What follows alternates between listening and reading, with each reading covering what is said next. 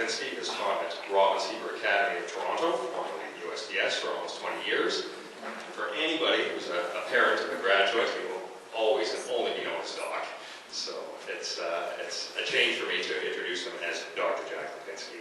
He's the spiritual coordinator of Intraethnic Congregation, the author of Imposing Their Will, an organizational history of Toronto Jews in 1933 to 48, which was the winner of the Joseph Brant Award of the Ontario Historical Society.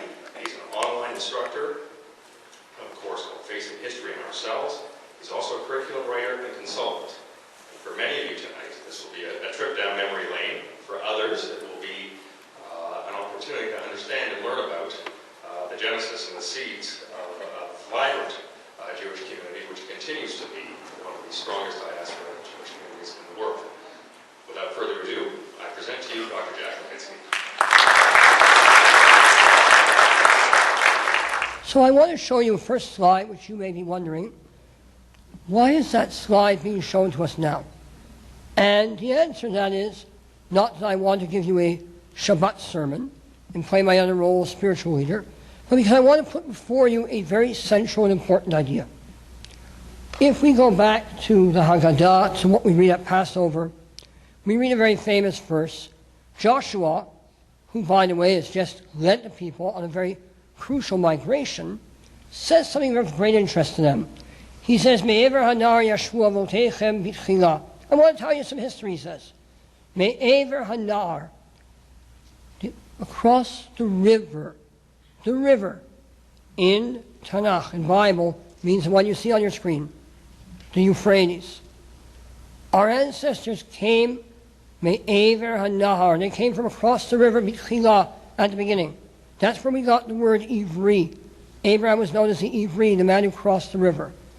I'm going to argue to you and with you tonight that migration is important in the Bible, and it's important in Jewish history, and the Torah is telling us something when it talks about migrations.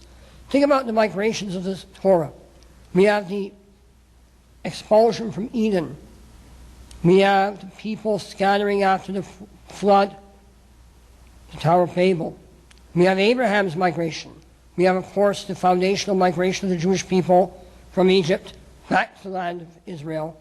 And then we have the dispersion of our people from the land of Israel throughout Western Europe. And in fact, migration became so much part of us that one of our most famous commentaries, written by Rashi Rabbi Shlomo ben Yitzchak, actually shows something sociological in his approach. You may remember that when Moses came to the burning bush, he said to God, I need to call you something. I need to have a name by which to address you. And God said to him, Eyeh asher eyeh.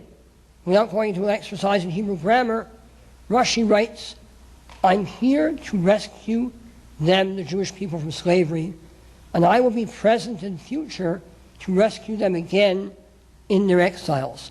Rashi writes this just before the First Crusade in 1096. What you see here is a certainty among Jews that wherever they go, their God and their religion is with them.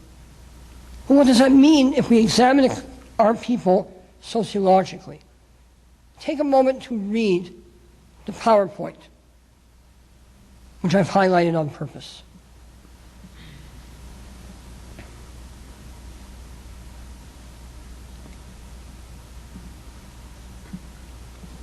Now, this is the language of my teacher, Raymond Breton, one of the premier sociologists of ethnicity in Canada. And we're going to talk more and more about what he has to say in the next discussion we have.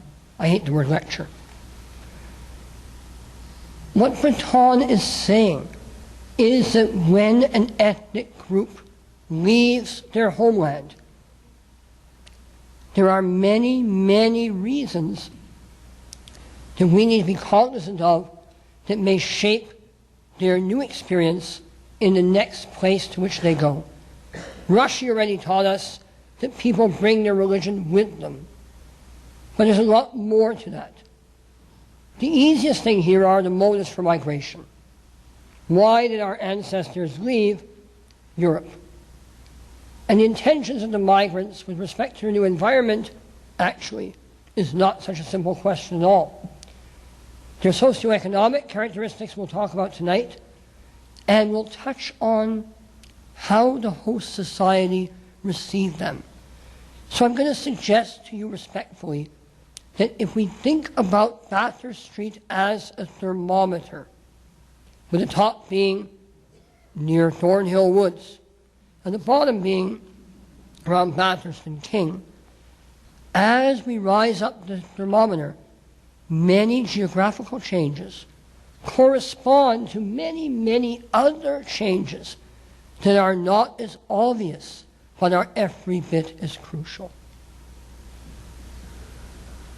I'll give you a moment to read this. For many of you, this will be, yeah, I know it. For some of you, it'll be a first time through.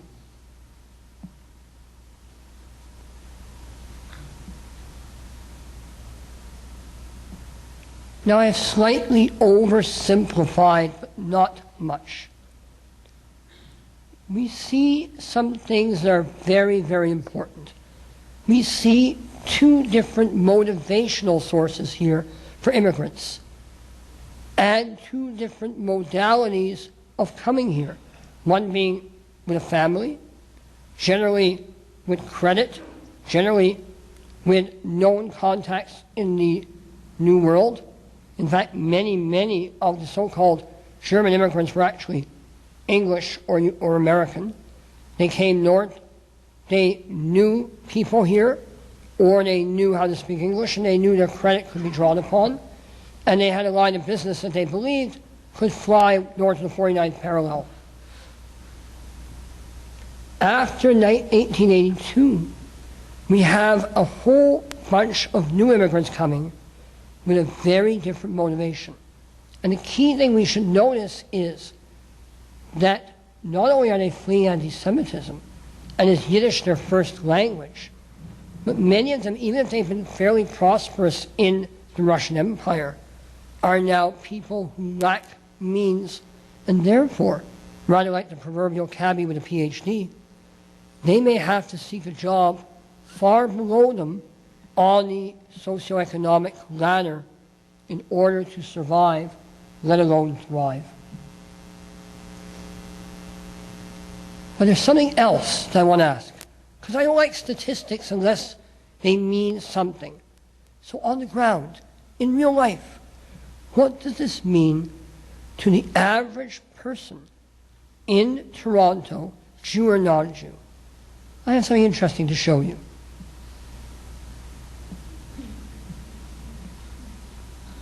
You may think that the left-hand column is more important than the right. I actually think the right-hand column is far more important than the left.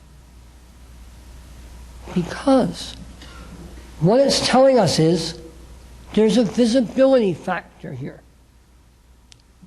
Now, we could have a very lengthy discussion on the nature of anti-Semitism in Canada and in Toronto.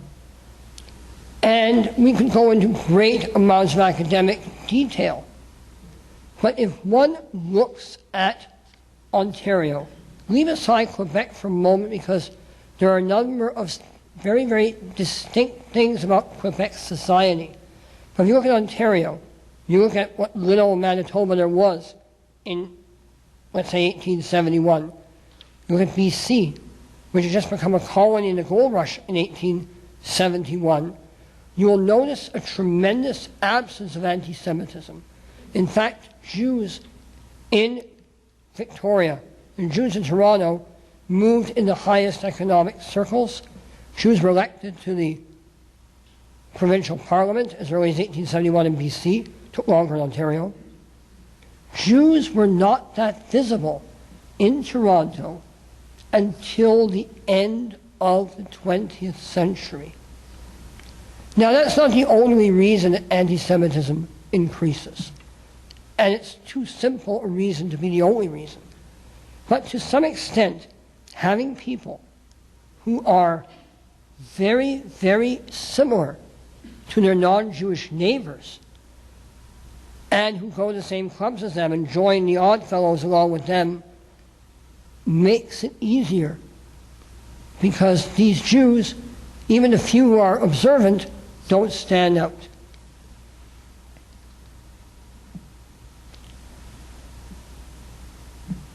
What's fascinating, though, is, and I have labels for these, a common label we give the people who were here before 1891 are the uptowners.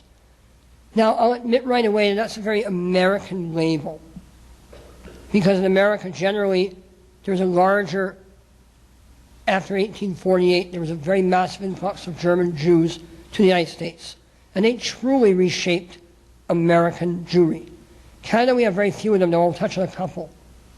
But we generally call these people uptowners, and already by the turn of the 20th century, they're being lost in the sea of downtowners.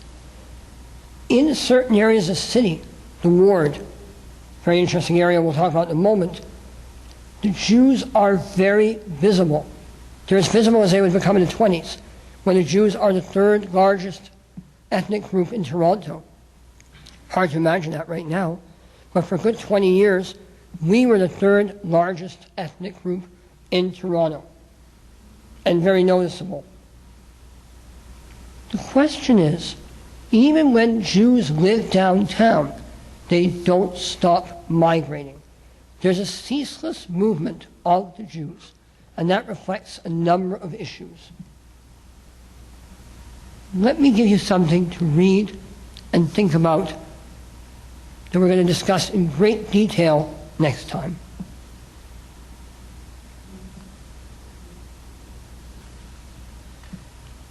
Think back maybe to your boobies or your zadies, your grandparents. Have you ever heard the epithet about the Romanians who were so cheap that they walked across the Atlantic to save money? Or the Lithuanians, I apologize in advance for saying this, in Beth Tzedec, who were very arrogant and thought they knew everything. Or the Germans. We Jews have these intra-ethnic epithets, and our grandparents, and some of our parents inherited them. The Jewish community was by no means at all a homogeneous mass of people. In fact, the reason I'm doing what I'm doing this way is to give you a taste of the diversity so you can go home and think about it. We can think about the diversity of their synagogues, the diversity of their styles of prayer, the diversity of where they lived. Jews were not very homogeneous, neither by where they came from, the way they spoke Yiddish, those who spoke English, their approach to Judaism, or their idea, as the 20th century begins, over what it means to be Jewish. Because what often is not talked about by some of my teachers is the fact that once we get to 1900, after 1905 revolution, a significant number of Jews come to Toronto who want nothing to do with religion. They are socialists, communists, anarchists, union people, and between 1900 and 1930, when the Spadina Avenue clothing district truly becomes Jewish, an entirely different brand of Judaism is practiced that has nothing to do with synagogues. Next week we're going to explore that, because we have so many different types of being Jewish nowadays. We have the Pew Report. The Pew Report's telling us people aren't as Jewish, whatever that may mean. That all began back in the first years of the 20th century. And in one way, what we're going to be seeing is, how does a community respond to intra-ethnic diversity? How do you bridge the gap between a community? Can Jews still talk to Jews? Is there a language, a commonality that they share? And we'll see that there are two, at least. There's Zionism and there's immigration. And these are two great commonalities that Jews are able to talk about. But what we see, as Breton and other sociologists have reminded us, is that part of the maturation of our community is that different members and segments of our community have adopted not only different ideas about how Jewish they are, but how they react to our host society. Back to an earlier slide. So let's get back to where we are today. What does this all have to do with migration? Generally speaking, in North America, moving to the suburbs means you're moving up. It's almost like the song that began at Jefferson's way back when, moving on up to the east side. Generally speaking, in North America, and we are seeing a counter trend today in Toronto, moving away from downtown is important. And when we go down to Spadina, we could even argue that what we're seeing in Spadina now is the same experience as the Jews had, except with a different ethnic group. What's the purpose of downtown? Why should an ethnic group live downtown? It's close to jobs. There are great densities of residents there. One can rent a house cheaply for a number of family members, and the rent is cheapest. So generally, ethnic groups begin downtown. So let me begin downtown with one of the earliest panoramas shot in Toronto history.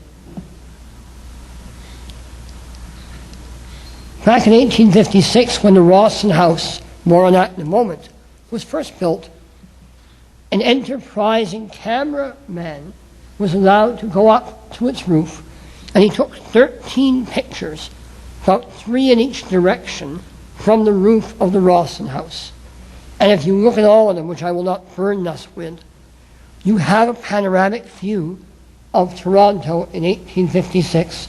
And quite frankly, Muddy York, as it was called only a little bit before, wasn't much to look at. King Street back then was Toronto's main business drag. King and Yonge was where the prestigious stores were. The Rachlin House, though, has an interesting connection for all of us in this room. Because, here it is, this was the most magnificent hotel in Toronto at that time. In fact, when the Parliament burned down, Parliament held sessions there for a whole year. The most interesting thing about the Rachlin House is who built it. These two men are perfect examples of the few Germans who came to Toronto and the kind of immigrants that these first immigrants were. Many of them, by the way, were jewelers, craftsmen, people who had money that was portable. They also came to speculate in real estate. They actually put a huge amount of money into fireproofing the hotel. When it burned down, the walls didn't collapse because of that, and all the guests escaped safely, but they didn't have money for insurance. The interesting thing is, look where the brothers go after. Notice that their ties to Toronto are merely economic. And I could give you 5 other cases of people who come and go. Many of the first Jews in Toronto were very entrepreneurial. They came, it either worked for them or it didn't, and if not, they moved on to another business venture, which teaches us something else about ethnicity. People who choose to stay here have to find something that will keep them here. And we have to think about who didn't stay and why didn't they. Let's look at 2 who stayed, but in very strange ways. Take a glance for a moment, and then we'll talk.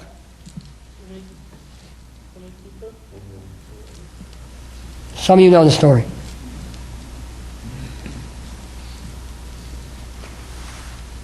Now, Abraham, these 2 guys are incredibly fascinating people.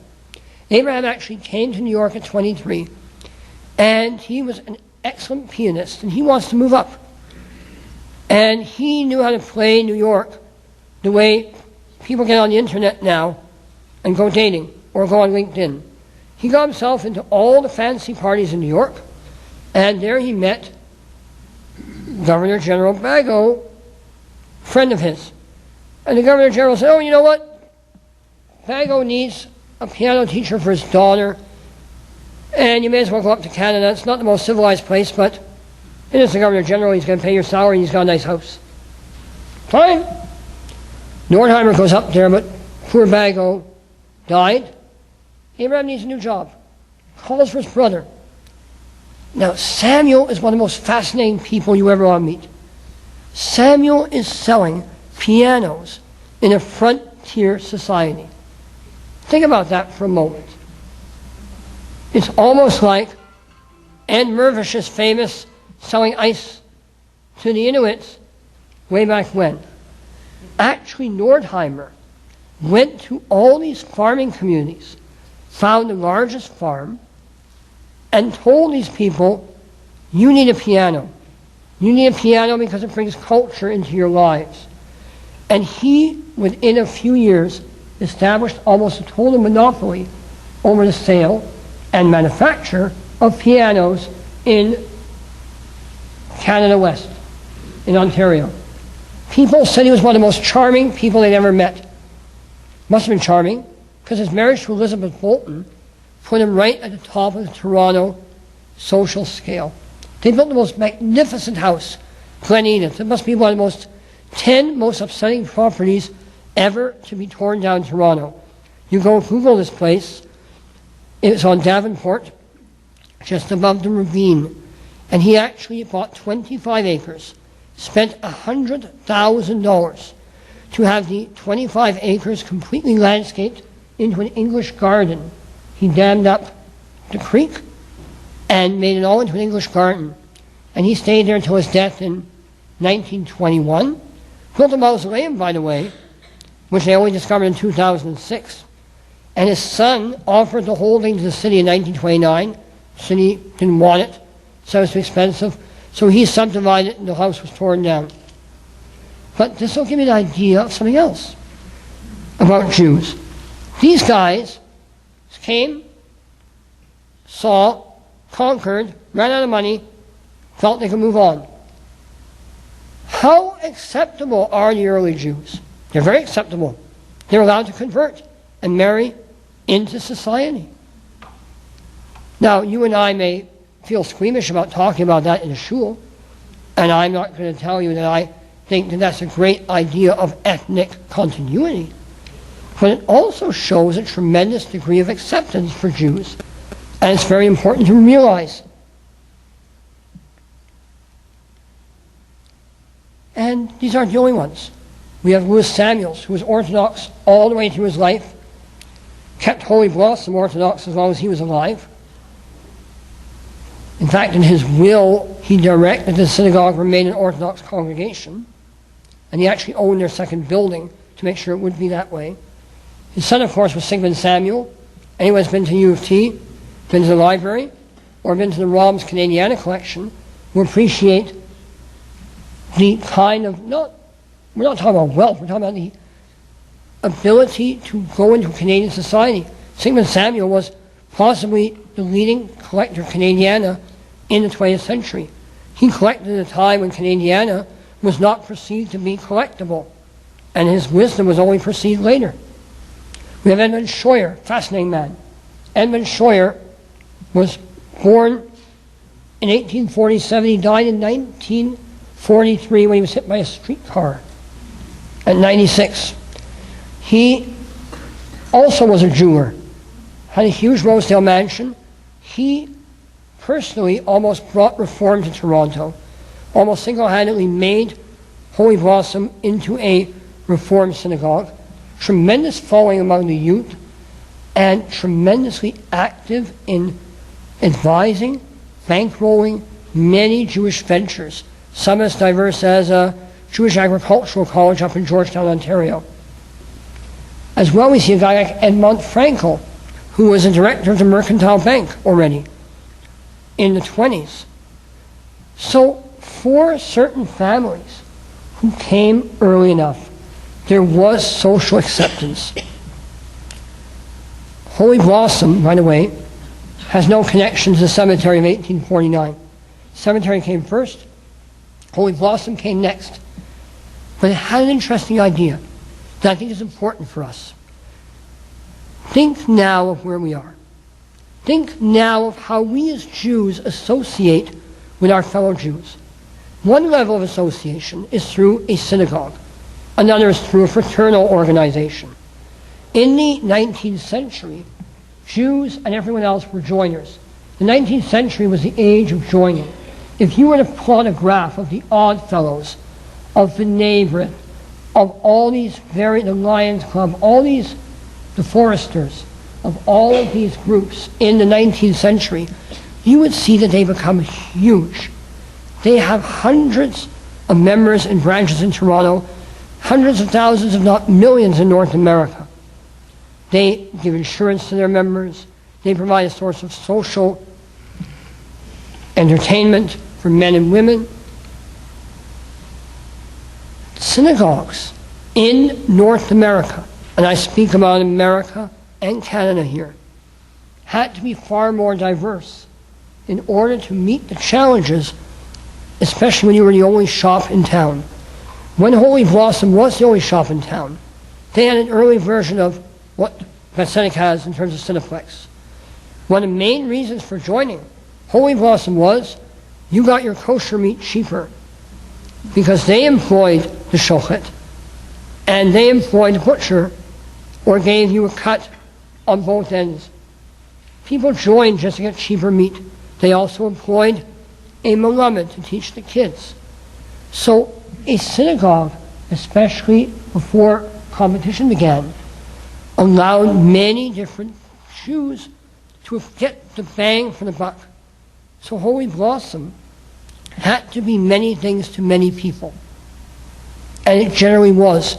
And we find that that's very true until the large migration of 1882, when we get all these ethnic synagogues which say, I don't need a cineplex.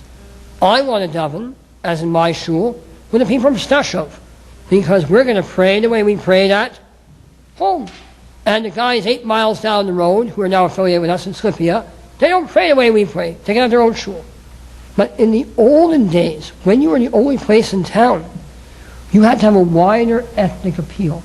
I want you to keep that in mind, because when Jews begin to search for intra-ethnic bonds that will overcome their intra-ethnic divisiveness, they start thinking, what overarching institutions do we have in which we can all be comfortable?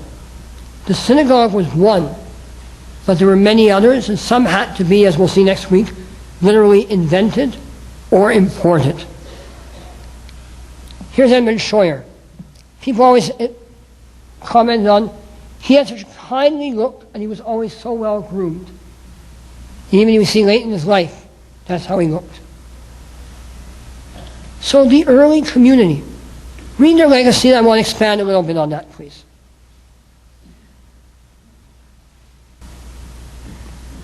It was very interesting that the Holy Blossom moved to their new site at Richmond, just east of Victoria, in the mid-1870s.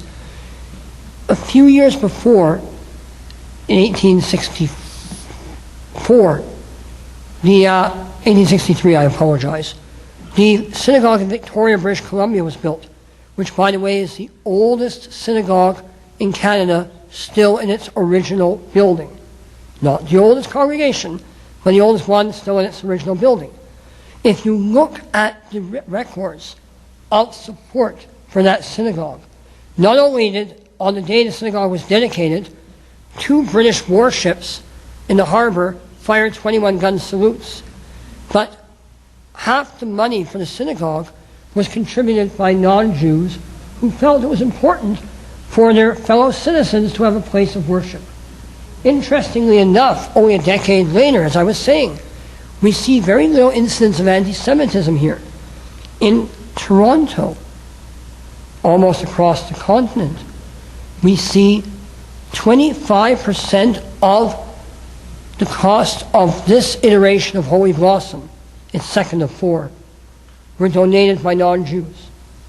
That tells you and I a great deal about the esteem in which this congregation were held. A little note about the Bima, because I keep hearing comments about the Bima up at Bathurst, and Ava being the first one not to face Jerusalem. I'll have you know, just besides what I've written here, I was doing some research in the Archives of Ontario years ago.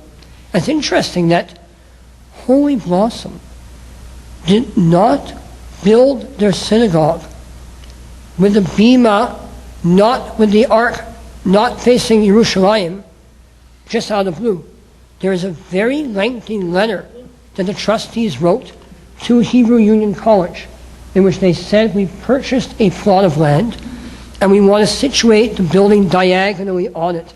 This all makes their present discussion of their renovations really fascinating, because they're actually reversing what they talked about way back when. They said the best way to orient the building for access is the way it's done now.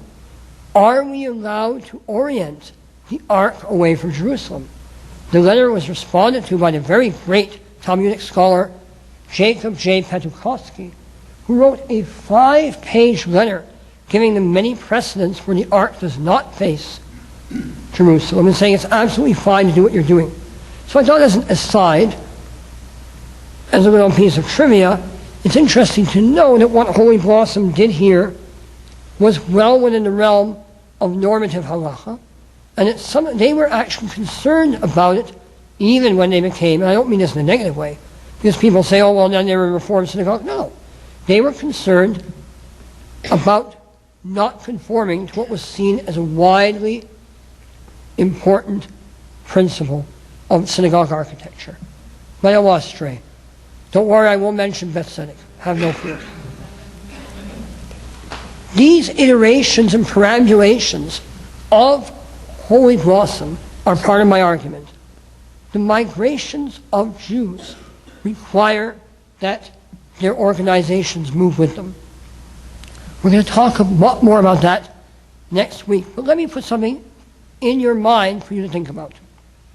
Raymond Breton has argued a very simple and powerful theory 50 years ago this year. One of these guys who actually became famous when he wrote his first article. Really neat, and then stayed famous. He wrote about something called institutional ethnic completeness. It's really simple, just sounds complicated. That's why sociology. He said this following: if an ethnic group wants to survive in a hostile environment, or even in a benevolent environment, it needs as many institutions that will support its ethnicity as possible. Think of it for a moment here. What that means, as we're going to see, one of the reasons we as Jews have been so successful is look at the number of institutions that we have developed, encouraged, funded, and thought about to help us remain Jewish. Never mind synagogue. Hospitals, old age homes, schools, Jewish union locals, and federations to allocate their money to them. What we see here is something important. You and I can move. We buy a new house, we call a mover, we move. To move a building, especially an NGO building, one purchased through the sweat and love of its members, isn't so simple. So to watch Beth Tzedec move, or Holy Blossom move, or Shar Shemayim move, is much different than you and I moving. Institutions can't move as quickly as people. A, they may move to the wrong place. B, they may have to make sure that their population is going to be there. Or it may be just too expensive for them to do so. Now that you've heard what I've said, let's look at this for a moment. What we see here is something really interesting. At first, of course, Holy Blossom met in a room above Coombs Drugstore at Yonge and Richmond. They then built a synagogue on Richmond Street, which they outgrew quite rapidly. They built a magnificent building on Bond Street, designed by W.R. Strickland, who was one of the hottest architects in Toronto. So it's not only what you build and where you build, it's who builds it. And Strickland, in fact, was given 3 years to study Jewish architectural models and given money by the congregation to go to Europe to see what was going on. So we see that building a synagogue is also a sign of social prestige. And, of course, we have Ava Road, which I'll talk about later. The entire location and design of Holy Blossom says, hello, we have arrived. And yet it's also a takeoff on a New York synagogue. So there's a number of things there. But synagogue architecture, which you give a whole lecture about separately, is also tied into ethnic identity. Many early synagogues, as we'll see, were simply churches that were renovated. One of the first purpose-built synagogues was, of course, Beth Jacob on Henry Street. So synagogues, depending on where they are, how they're built, who's the architect, carry a very, very deeply embedded layers of importance. So we see the movement of the congregation northward. So here's a question. What's going on with the rest of everyone? Well, besides the uptowners, we have the new community. The area of first settlement for many of them is the ward. That's the ward. Now it's completely covered in by buildings. Back then, there were beautiful buildings and appalling slums all thrown one next to each other.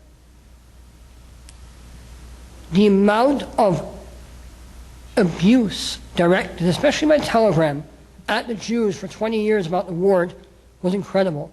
But there were many not. What was everyone so upset about? Well, try this. This was not a scene that was not common.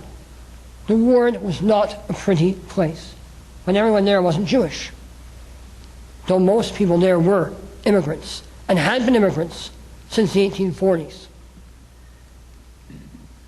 Now, it's a very interesting sign. First of all, it's written in how many languages? Good evening, people. 2. What else does it show you? It says der russische Schochet, the Russian Shochet. Does that mean if you're a Polak, you shouldn't buy the meat? Let's think about that for a moment here. So all the Lithuanians in this room definitely don't even go near there. This is a beautiful example of intra-ethnic tension. Here we see a shochet. A shochet is a slaughterer, a kosher slaughterer of chickens. And unless you are extremely observant and you are a member of a Hasidic sect, there is no argument about how a chicken should be slaughtered. So suppose for a moment, and I am not being facetious, why would this person, Lev Kahana, who is very well known, tell everyone he's the Russian shochet? No, he does not speak in Russian to the bird before it dies. The answer is that here we see the appeal of intra-ethnic rivalry in the ward. So to the outside eye of the star, all the Jews are Jews. But to the Jews, there are the Russians, the Galicians, the Polacks. There's a whole conglomerate. And we have to distinguish between the eye of the outside community and the eye of the inside community. And who cares? That's their part. Do all the Jews care what, as they say, the non-Jews think? Generally speaking, most of these people were too darn busy trying to stay alive to worry about what anyone was thinking. They came here, they tried to make a living, bring over their family. They were not overly concerned with what the people down the street were worried about.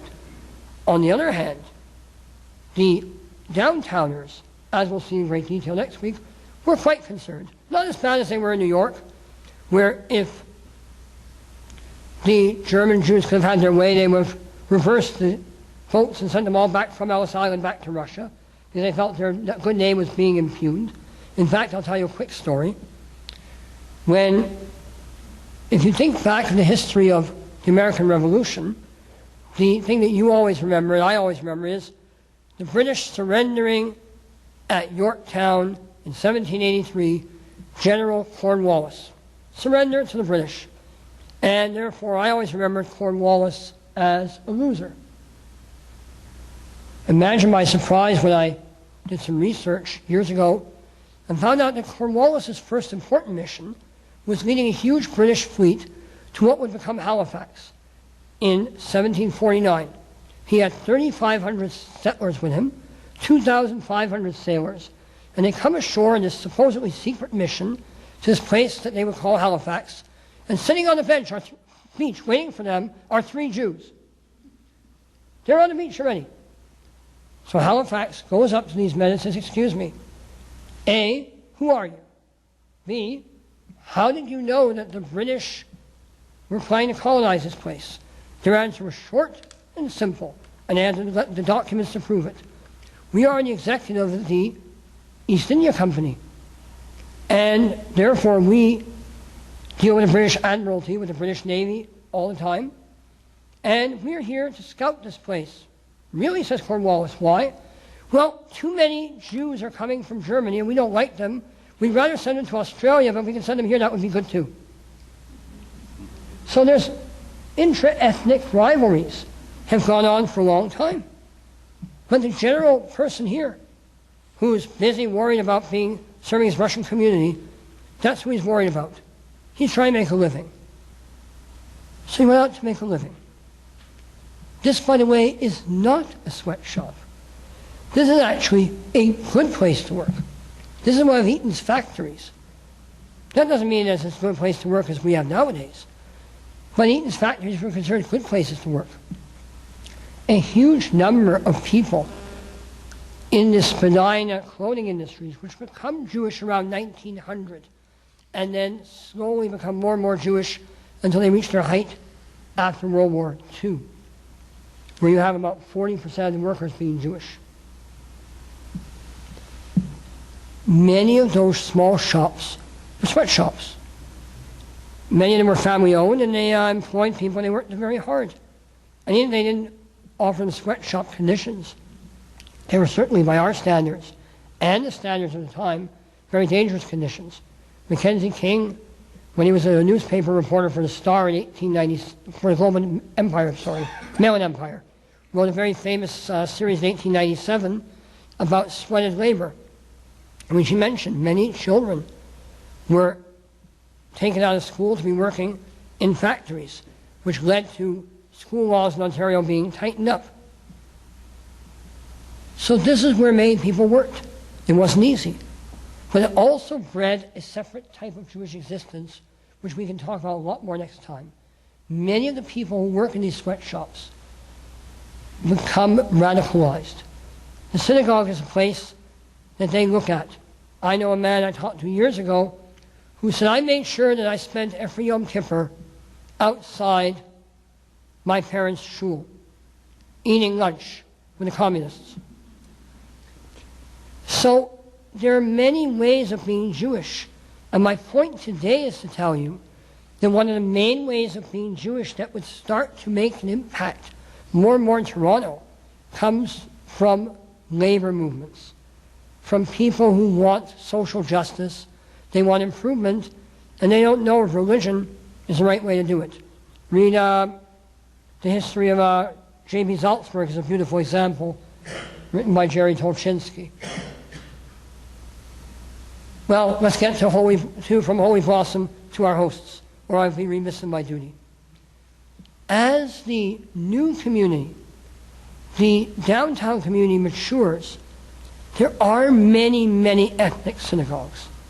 The main thing that's interesting is that Holy Blossom can't be everything to everyone. Part of that is that it becomes less traditional.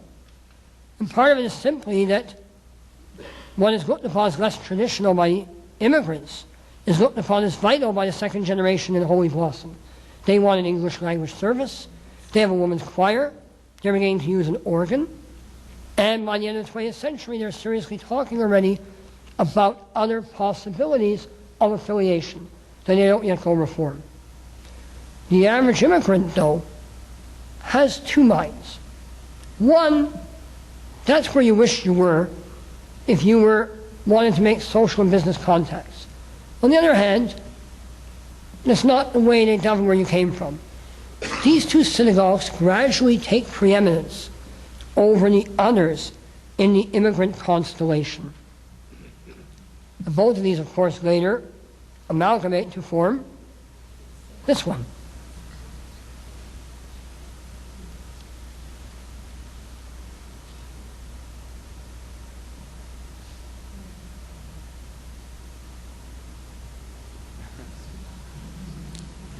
So where you live downtown mattered, and by the 30s, 40s, and 50s, where you live uptown matters too.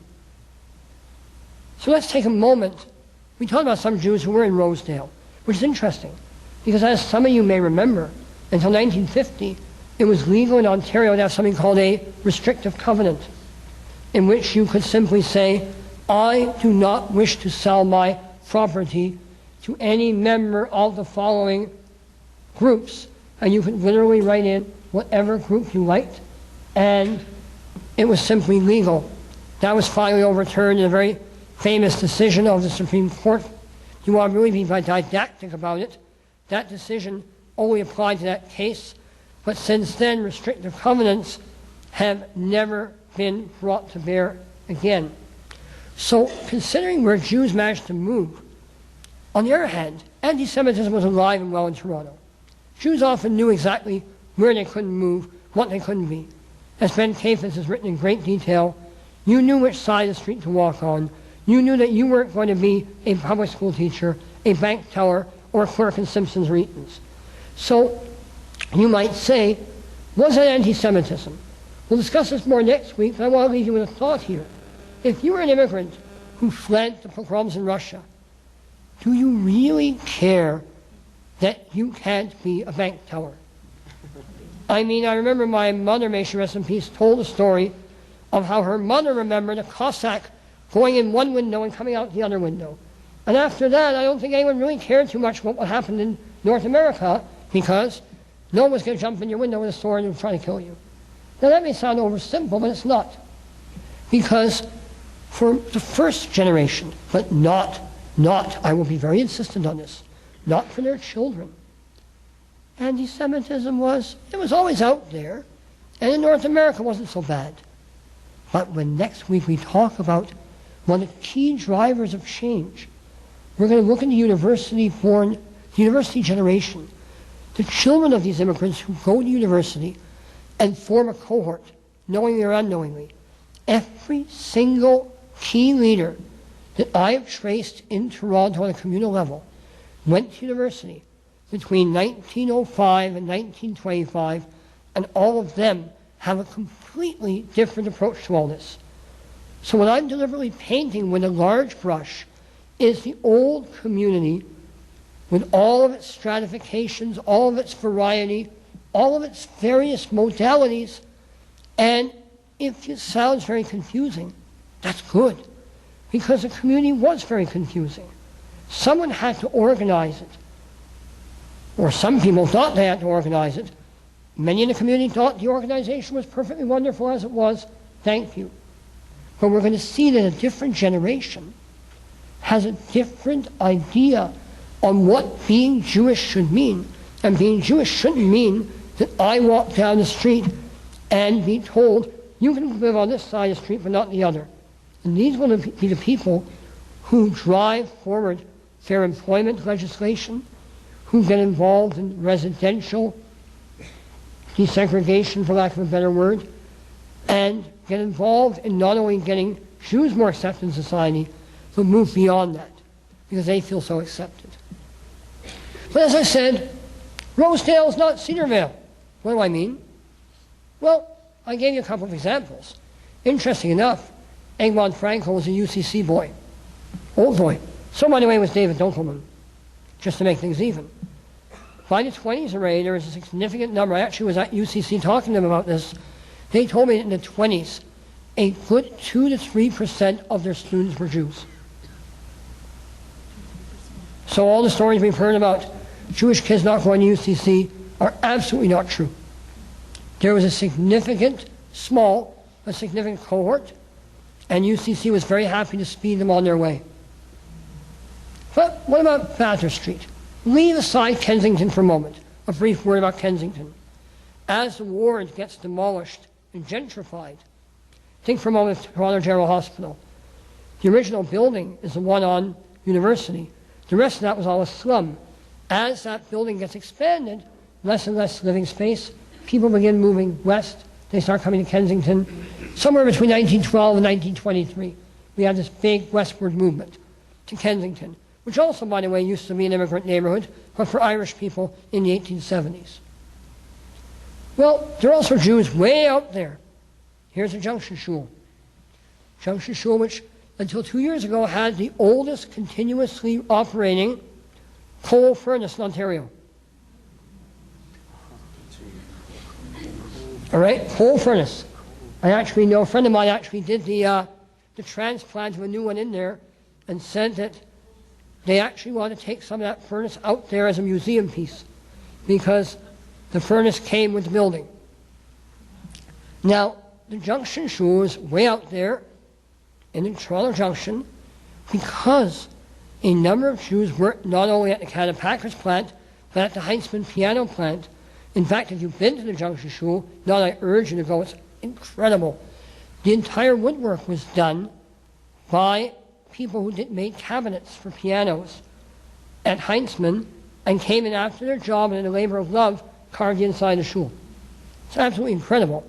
It also shows you why synagogues don't move that quickly, because all those hours of sweat, blood, and tears are dedicated into them, even if there is money to make them move. The Junction Shul, that area had a solid number of Jews until World War II, and then the Jews moved out. By the way, the Jewish orphanage was on a net back then, so the Jews were spread out to the west.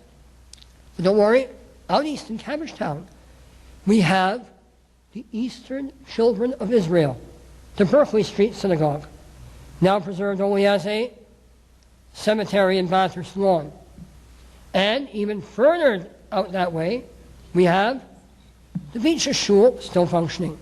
So Jews are scattered across the city, though I should mention that Cabbagetown was a significantly Jewish area as well, like the ward. And Cabbagetown, like the ward, and like where we're going to go in May, again is an area of immigrants. First Irish, then Jews, then a whole group of them. And we'll talk about why that is and what we see there when we get there. Well,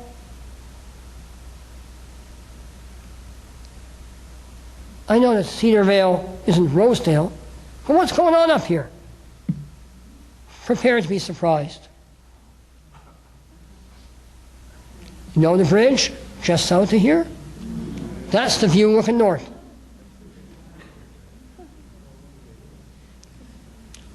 The bridge was built in 27 and redone later, and the Glen Cedar Bridge was built in 36. Then, of course, is Castle Frank Brook. If you really want to have a nice walk, can't do it anymore, but in theory, you used to be able to walk all the way down Castle Frank Brook until Castle Frank Brook empties into the Don River at just by Castle Frank Station. And actually, on that very cliff, if you want a nice little piece of trivia, that's the same cliff that Governor General Simcoe's wife climbed in her full skirt and petticoats because she liked to climb cliffs. She climbed up to the top of that cliff and painted some of the most magnificent pictures of New York as it was in 1791. So the Castle Frank Brook has been all dammed up now. Further down, as I mentioned, Castle Frank Brook was dammed up by the Nordheimers, who made it into a beautiful garden between 1885 and 1929 approximately. And it was all built on the Frederick Law Olmsted plan. So, Toronto members, you want to have an interesting evening, assuming I haven't given you one yet, you can go to lostrivers.ca and you'll see that Toronto has the rare distinction of being the urban area in North America with the largest number of rivers, as many of us have discovered this last winter. And all these stream beds that still are there, even though we didn't think they were. And part of the charm of Toronto is lost, that many of these have been paved over. Yeah, we have the Beltline Trail, and there's some things that are there, but here we have Bathurst Street. Looking south, lovely. But yes, there is civilization. There's the corner. Bathurst St. Clair. Now, on the left side, past the lovely car, which is a Model T and comes only in black, because as you know, Henry said, any color you want, as long as it's black. You see a beautiful gate. That's the gate of the Fleming estate, some of which has been incorporated into St. Mike's. Fleming was mayor of Toronto twice. He was also the president of the Toronto Street Railway, one of the predecessors of the TTC, and he has a magnificent estate up there. So this area was just beginning to get civilized, and certainly was a beautiful area. Some of that work was done, of course, by one of the most famous men, or infamous men, ever to live in Toronto, depending on whose bonds you held. On the right, you see the fascinating man, Sir Henry Pellet, who built, absolutely right. Well, Henry Pellet, as you know, did not just build Casa Loma, though most of his money for Casa Loma came from the home back. He also decided that he wanted to build a beautiful area up this way. And there's the original map. And he called that area Cedar Vale. 2 words, not one. There's a map, which is beautiful. If you're interested in the history of suburbanization, the garden suburb idea, which is very important in U.S. suburbanization history, this map is laid out exactly on that scheme. And it was supposed to be laid out as actually the rival to Rosedale. Wide streets, carriage homes, and Sir Henry managed to do it. Cedar Vale would have been like Rosedale. Well, Sir Henry was a rather grandiose man. Here we see one of his creations. They're still standing. At where? Absolutely right. Absolutely right. Now, you may wonder, what happened? Well, Sir Henry had 2 problems. Yeah, those are the gates.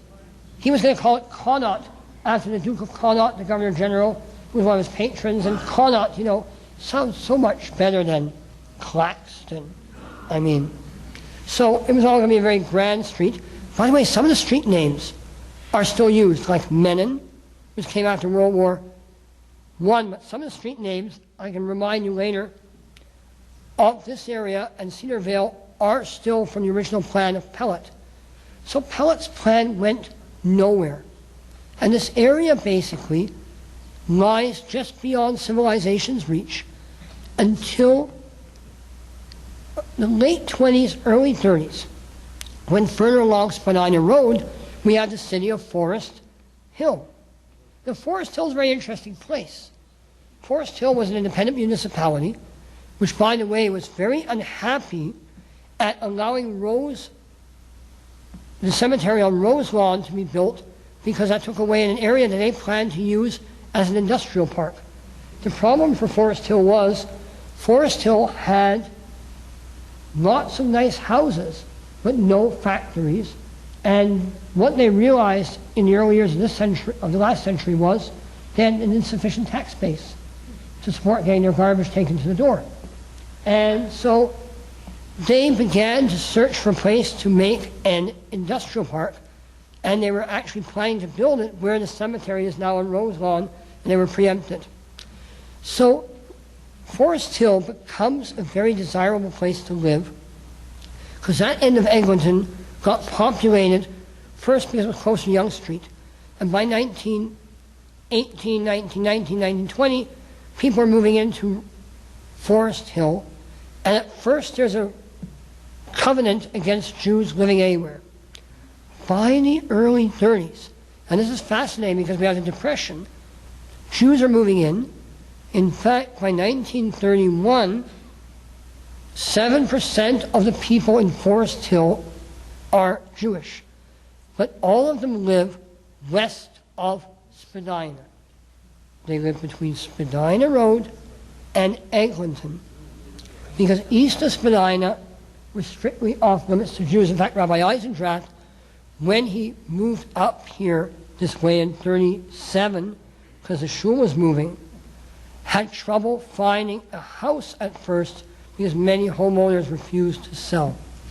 So, but nonetheless, despite the Depression, despite everything, Jews are migrating, suburbanizing even in the Depression, which tells us something interesting.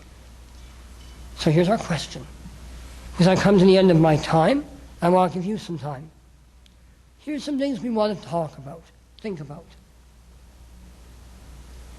I've sort of infused the first question throughout my discussion.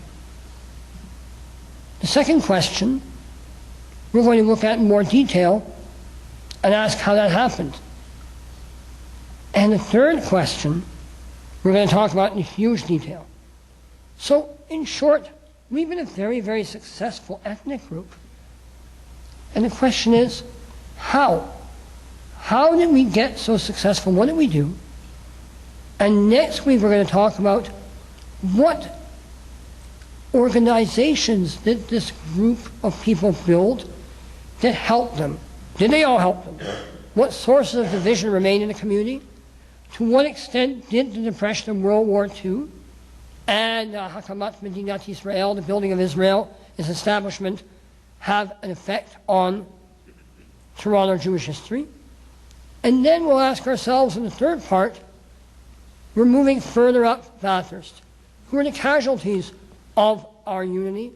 Who are the winners? And where are we going? We know where we are geographically. We might be very soon. But where are we as a community? What does it mean? I thank you for listening to me so long. I'm going to go to the front microphone so I can talk to you, and you can ask me some questions. So thank you very much.